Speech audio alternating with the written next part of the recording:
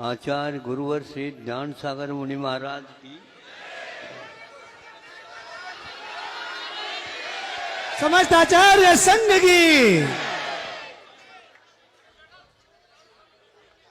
अभी एक व्यक्ति ने अपने भजन में भावों को अभिव्यक्त किया। एक नजर तो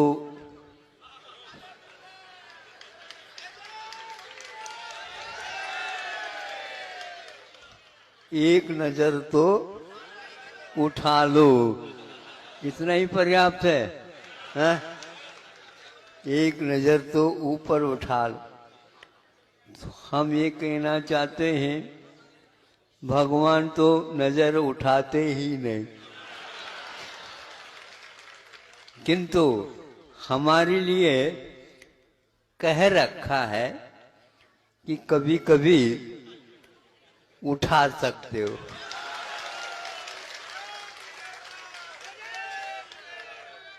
क्योंकि थोक दुकान वाले, फुटकर दुकान वाली भीड़ आ जाती है तो उनको नजर तो उठाना ही पड़ता है,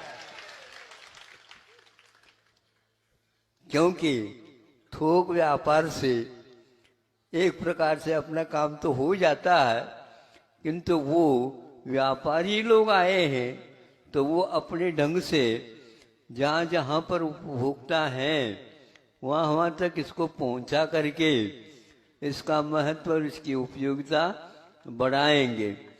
अभी आपके सामने 4-5 सज्जन जो राजधानी से पधारे,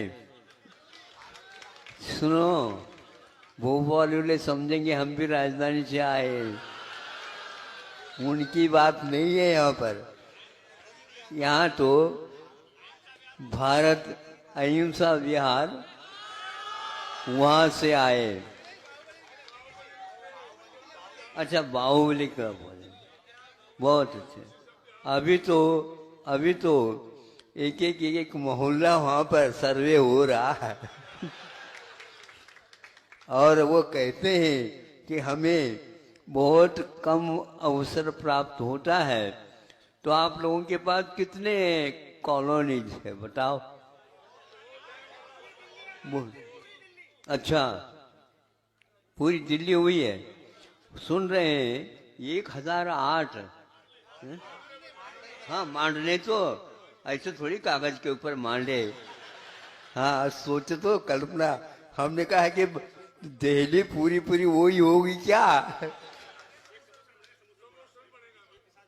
ठीक ठीक, बहुत अच्छा, बहुत अच्छा, बहुत अच्छी धारणा और अच्छी कल्पना, अच्छी योजना है।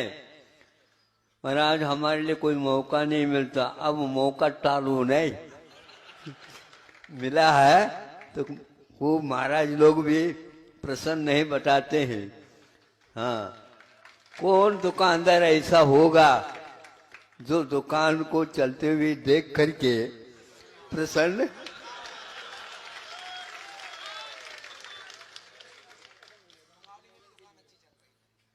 यहाँ पर के यहाँ की दुकान भी देख लेना थोड़ी बहुत, नहीं समझे? यहाँ पर प्यासी है, जमुना तो खूब चल रही है बहुत अच्छा, बहुत अच्छा। देखो, गंगा हो या न हो, किंतु गंगा से मिलन संबंध रखने वाली ये जमुना तो अवश्य दिल्ली के लिए विशेष रूप से काम कर रही है। किंतु अखंड भारत को नजर में रखना चाहिए। हम एक नजर ऊपर उठाओ की अपेक्षा से कि अखंड भारत की ओर प्रत्येक मनुष्य का नजर जाना चाहिए। इसलिए जाना चाहिए, विश्व में इसकी प्रसिद्धि है, और ऐसी प्रसिद्धि नहीं है, ये तो ऐतिहासिक है कि जितने भी देश हैं वो वर्तमान में भी भरत खंड में वो सारे के सारे केंद्रभूत में देखते हैं तो धर्म का ही एकमात्र ध्वजा हमेशा हमेशा लहराता रहता है। ऐसे इस राष्ट्र में जो कोई भी प्रांत, जो कोई भी राज्य है, उनकी ओर भी आप लोग अपनी निगाह रखना चाहिए। वहाँ की जनता और आप में कोई भेद नहीं है। केवल नक्शा में ही जिला हो जाता है तो 3-4 जो है तहसील हो जाते हैं और उप तहसील हो जाते हैं। होते हुए भी केंद्र में वो राज्य ही रहता और सारे राज्य मिल करके एक प्रकार से, हाँ, अब ये जितने भी राज्य की समस्याएं होती हैं उन समस्याओं के हल के लिए एक प्रकार से कि सर्वोच्च न्यायालय की ओर ही निगाह सबकी हो जाती है। इसका अर्थ ये है कि अखंड भारत का अर्थ ये है प्रत्येक जनता वह यहाँ के नागरिक नहीं, वह भारतीय नागरिक माना जाता है। उस नागरिक के लिए जो आप लोगों के बारे में वो क्या सोचते हैं, ये लोग बहुत आनंद के साथ वहाँ पर रह रहे हैं, नहीं, आपको कहना पड़ेगा कि नहीं, हम तो पूरी जनता को ही अपना अपनत्व मानते हैं और उनके साथ स्थापित करेंगे। तभी कहीं जाकर के भारत का इतिहास एक बार ताज़ा हो आएगा, सामने आएगा और भारत की मौलिकता, भारत की एक प्रकार से उपयोगिता और उसका अपने आप में त्याग, तपस्या, यहाँ पर राग से भले ही जीवन प्रारंभ होता हो किंतु भले वह गृहस्थ भी क्यों न हो, उसकी दृष्टि वीतरागता की ओर ही रहती है। परिग्रह मैं जानता हूँ आवश्यक है, लेकिन वह परिग्रह ऐसे आवश्यक नहीं है एक गांठ पड़ गई तो निकालने के लिए गई 10 गांठ और पड़ जाए। समझ में आ रहे है? हमारी भाषा थोड़ी सी ऐसी है। हाउ, ये बुंदेलखंड की भाषा है। हाउ, हाँ, ये बहुत महत्वपूर्ण ध्वनि है। हाँ, बिल्कुल, क्यों नहीं है। बुंदेलखंड का जितने भी प्राय करके बुंदेलखंड के महाराजों को और आरिकाओं को हमने यत्र तत्र भेजे हैं। दिल्ली के लिए भी भेजा था, किंतु अब के बार अलग रूप से उसका नजरिया देखने में सुनने में मिल रही है कि दिल्ली में हो करके भी कि कूप का जल है और वहाँ पर प्रासुक जमीन है। प्रासुक भोजन होना अलग वस्तु है, प्रासुक जमीन भी होना अलग वस्तु है। तो इसलिए वहाँ पर महाराज गए हैं, वो लिख रहे हैं, महाराज यह तो धारणा गलत थी कि दिल्ली में कुछ नहीं है हम लोगों के लिए।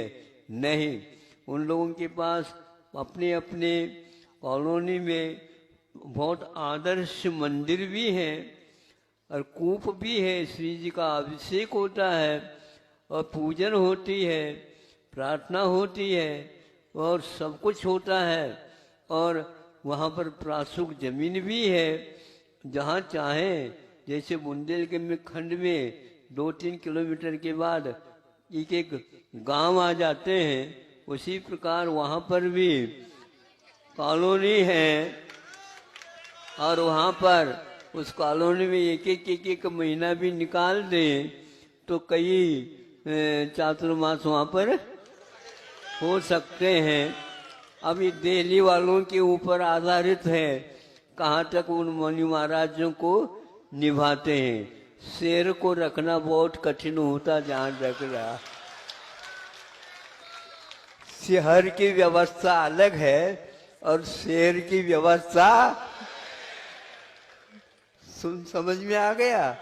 हाँ, शेयर बाजार में इन्वेस्ट न करो और एक प्रकार से अपने को वह सच्चे देवगुरु शास्त्र को प्रतीक मान करके जनता की सेवा करने का हमेशा हमेशा आप याद रखेंगे, क्योंकि अहिंसा धर्म की स्थापना जनता की सेवा किए बिना संभव ही नहीं। और अहोभाग्य मान करके इस कार्य को अपने जीवन में करने का संकल्प ले लेना चाहिए, दूसरे को भी संकल्पित कराना ही चाहिए। और यथा योग्य हम कुवत से बाहर नहीं चाहते, किंतु कुवत को छुपाना भी नहीं चाहिए। हैं, दोबारा कर दो।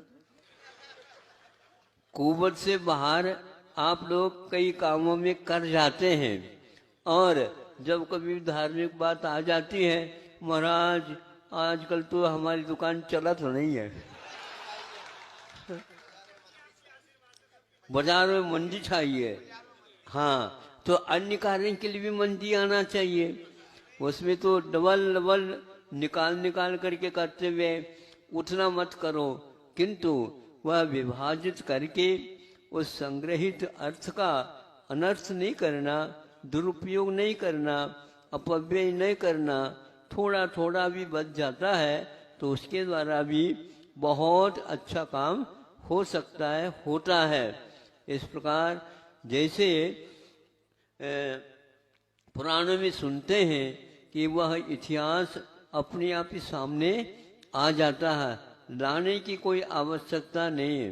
पूर्वजों ने ऐसा इतिहास रचा है, वह आज तक स्वर्णाक्षरों में लिखा गया है। उसको पढ़ने वाला भी चाहिए, और ये भी चाहिए कि उन्होंने ऐसा लिखा है तो हम वज्र की लकीर से भी लिख सकते हैं। ऐसा भाव हमेशा हमेशा धार्मिक क्षेत्र में आप लोगों को रखना चाहिए, और उसी के माध्यम से हमारा आगे भी रथ जो है चलेगा।